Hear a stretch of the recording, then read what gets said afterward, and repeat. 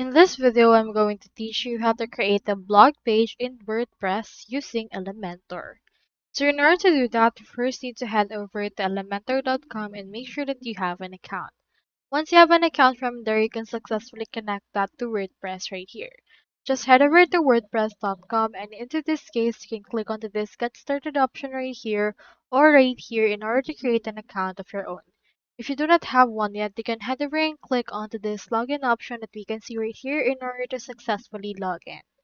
So on my case, I already have an account and this is what it looks like right now. I also have Elementor already installed because I have the business subscription added. You can do this by going to the actual subscription and buying a business or enterprise plan. Now into this, in order to create a blog page, we first need to head over right here to our Elementor and under the home page, you can see this create page option.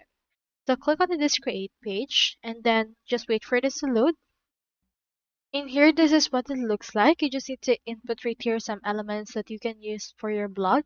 For example, a blog typically has images as well as text editors right here. So you can head over and add that into this. So I will not go further into the details, but you can just actually add in here text that you want. And after that, head over and click onto this publish. Once you have published this particular page, you can head over right here at your Elementor. Go over it here to the pages and click on this all pages option. Now from in there, you can scroll down and you can see that I do not have a blog page yet. I also do not have the Wix blog or as well as a WordPress blog option. Into this case, we just need to name it as an actual blog page by going to the edit option right here and then adding this particular Elementor status as a blog. To do that, head over and click onto this edit option, and then this will open this into your WordPress.